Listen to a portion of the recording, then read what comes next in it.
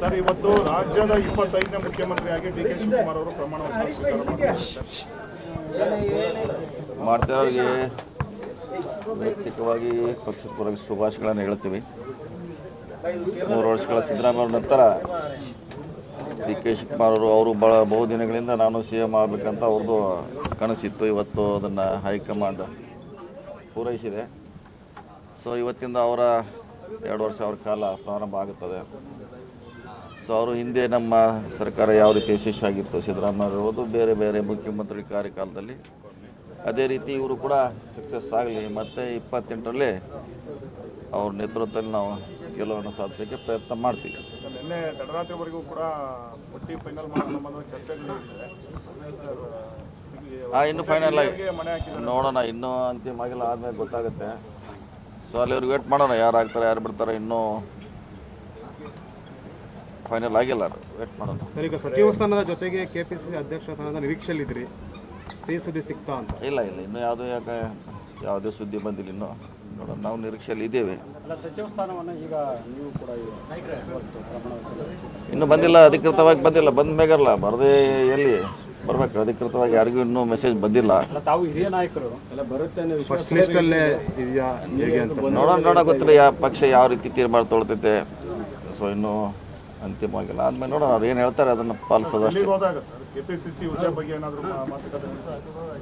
ಚರ್ಚೆ ಆಗಿದೆ, ಸುಮಾರಾಗಿ ಎಲ್ಲ ನಾಯಕರು ಚರ್ಚೆ ಆಗಿದೆ. ಅವ್ರ ಅಂತಿಮ ನಿರ್ಧಾರ ಅವ್ರು ಬಿಟ್ಟಿದ್ದೇವೆ.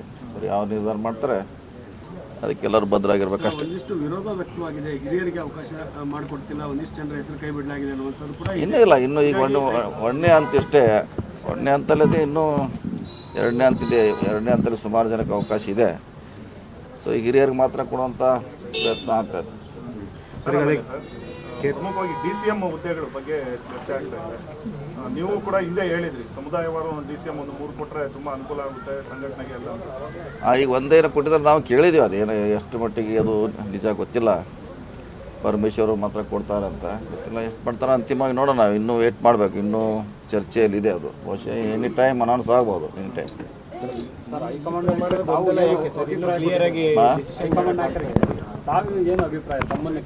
ಚರ್ಚೆ ಮಾಡಿದ್ವಿ ಅವ್ರಿಗೆ ಒಬ್ಬ ಹೇಳಿದ್ದೀವಿ ಅಭಿಪ್ರಾಯನ.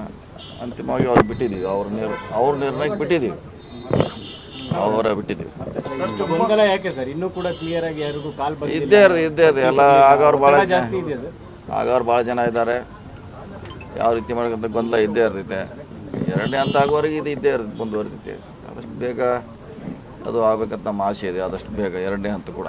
ತಮ್ಮ ವಿರುದ್ಧ ಏನಾದರೂ ಷಡ್ಯಂತ್ರ ಏನಾದರೂ ನಡೀತಾ ಇದೆ ಸರ್? ಇತ್ತೀಚೆಗೆ ಸೋಷಿಯಲ್ ಮೀಡಿಯಾದಲ್ಲಿ ಕೆಲವೊಂದು ವಿಡಿಯೋಗಳು, ಕೆಲವೊಂದು ಪೋಸ್ಟರ್ಗಳು ಹರಿದಾಡ್ತಾ ಇದೆ ಸರ್.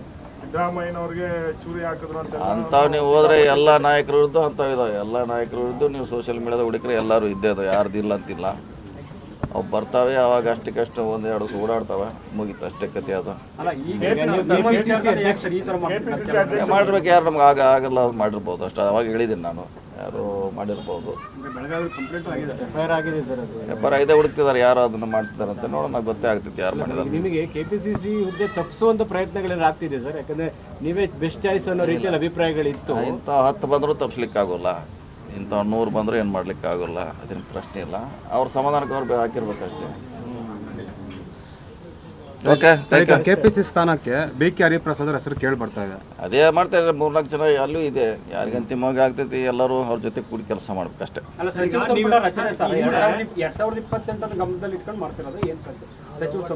ಹೌದು, ಅದೇ ನಮಗೆ ಮಾನದಂಡ, ಅದು ಭಾಳ ಮುಖ್ಯವಾಗಿದೆ. ನೋಡಿ, ಒಬ್ಬ ವ್ಯಕ್ತಿ ಒಂದು ಹುದ್ದೆ ಅಂತ ಹಿಂದೆ ಸಾಕಷ್ಟು ರೆಸಲ್ಯೂಷನ್ ಆಗಿದೆ. ಈಗ ಸಚಿವ ಸ್ಥಾನದ ಜೊತೆಗೆ KPCC ಕೊಡಬೇಕಾ ಅಥವಾ ಅದು ಒಂದೇ ಕೊಟ್ಟರೆ ನಿಮ್ಗೆ ತೃಪ್ತಿ ಇದೆ? ಅದೇನಾಗಿ ಅಂತಿಮವಾಗಿ ಹೇಳಿ ಬಂದೀವಿ. ಅಂತಿಮವಾಗಿ ಅವ್ರು ಏನು ನಿರ್ಧಾರ ಮಾಡ್ತಾರೆ ಅದನ್ನು ನಾನು ಒಪ್ಕೋಬೇಕು, ಎಲ್ಲರೂ ಕೂಡ ಒಪ್ಕೋಬೇಕು ಅಷ್ಟೇ. ಗೊತ್ತಿಲ್ಲ ಅದು ಯಾವಾಗ ಮಾಡ್ತಾರೆ, ಕಾದು ನೋಡೋಣ ಅಷ್ಟೇ. ನಾವು ಕಾದು ನೋಡ್ತಾ ಇದೀವಿ ಅಷ್ಟೇ. ಕ್ಯಾಬಿನೆಟ್ ಸರ್ ಎಷ್ಟು ಜನ ಸರ್?